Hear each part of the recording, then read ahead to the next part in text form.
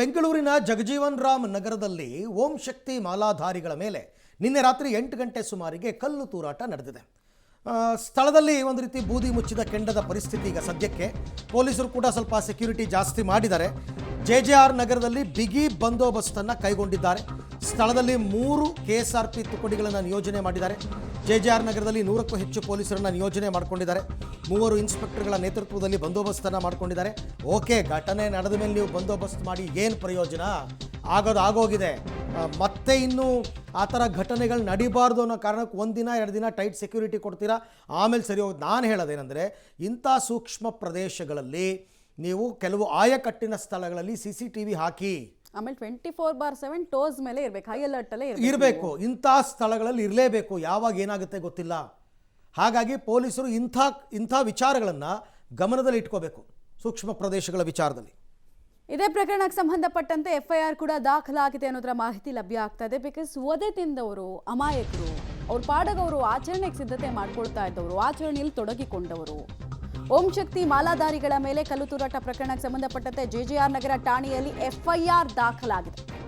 Muslim ಯುವಕರು ಕಲ್ಲು ತೂರಾಟ ಮಾಡಿದ್ದಾರೆ ಅಂತ ಕಂಪ್ಲೇಂಟ್ ರಿಜಿಸ್ಟರ್ ಆಗಿದೆ.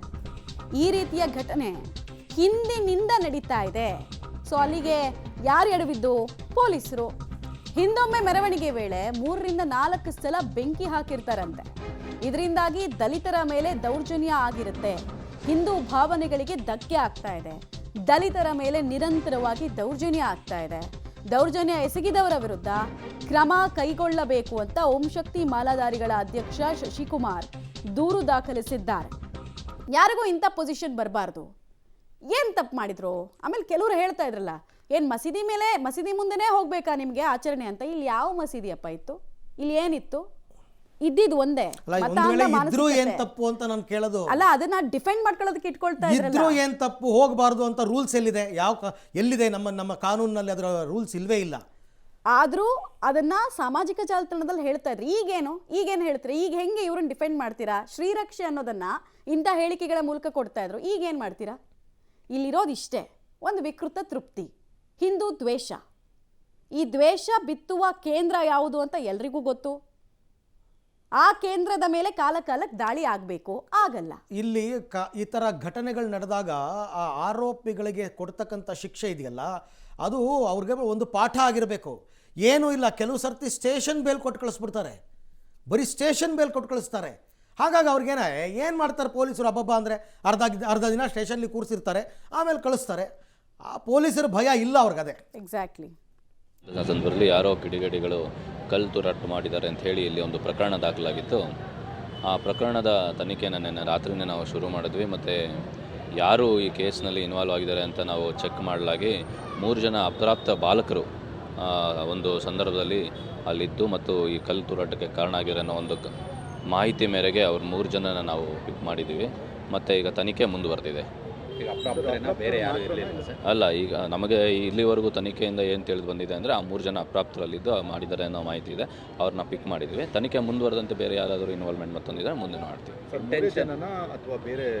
ಅದೇ ಹೇಳ್ತಾ ಇರೋದು, ಈಗಿನ ತನಿಖೆಯ ಪ್ರಕಾರ 3 ಜನ. ತನಿಖೆ ಮುಂದುವರೆದಂತೆ ಹೆಚ್ಚಿನ ಮಾಹಿತಿ ಏನಾದ್ರು ಇದ್ರೆ ಅದ್ರ ಪ್ರಕಾರ ನಾವು ತನಿಖೆ ಮಾಡ್ತೀವಿ. ಸದ್ಯದ ಉದ್ದೇಶ, ಈಗ ತನಿಖೆ ಜಸ್ಟ್ ಸ್ಟಾರ್ಟ್ ಆಗಿದೆ. ಉದ್ದೇಶ ಮತ್ತೊಂದು ತನಿಖೆ ಮುಂದುವರೆದಂತೆಯೇ ನಮಗೂ ಗೊತ್ತಾಗೋದು. ಅದು ನಾವು ತಿಳ್ಕೊತ ನಂತರ ನಾನು ನಿಮಗೆ ಹೇಳ್ತೀನಿ. Thank you. ಓಕೆ, ಈಗ ಪೊಲೀಸ್ ಅಧಿಕಾರಿಗಳು ಮಾತನಾಡ್ತಾ ಇದ್ರು, ಯಾರೋ 3 ಜನ ಅಪ್ರಾಪ್ತರು ಅಂತಂದ್ಬಿಟ್ಟು. ಅವರು ಪ್ರಾಪ್ತರೋ ಆ ಮನಸ್ಸಿಗೆ ವಿಷ ಬೀಜವನ್ನು ತುಂಬಿದವ್ರು ಯಾರು? ವಿಷವನ್ನು ಹಾಕಿದವ್ರು ಯಾರು? ಕಲ್ಲೆಸಿಬೇಕು ಅಂತ ಹೇಳಿಕೊಟ್ಟವ್ರು ಯಾರು? ಹುಟ್ತಾನೆ ದ್ವೇಷ ಅಂತಕ್ಕಂಥದ್ದು ಹುಟ್ಟಿರುತ್ತಾ, ಹೆಂಗೆ ಬಂದಿರುತ್ತಾ ಅವ್ರಿಗೆ ಅಂತಕ್ಕಂಥದ್ದು ಗೊತ್ತಾಗಬೇಕಲ್ಲ.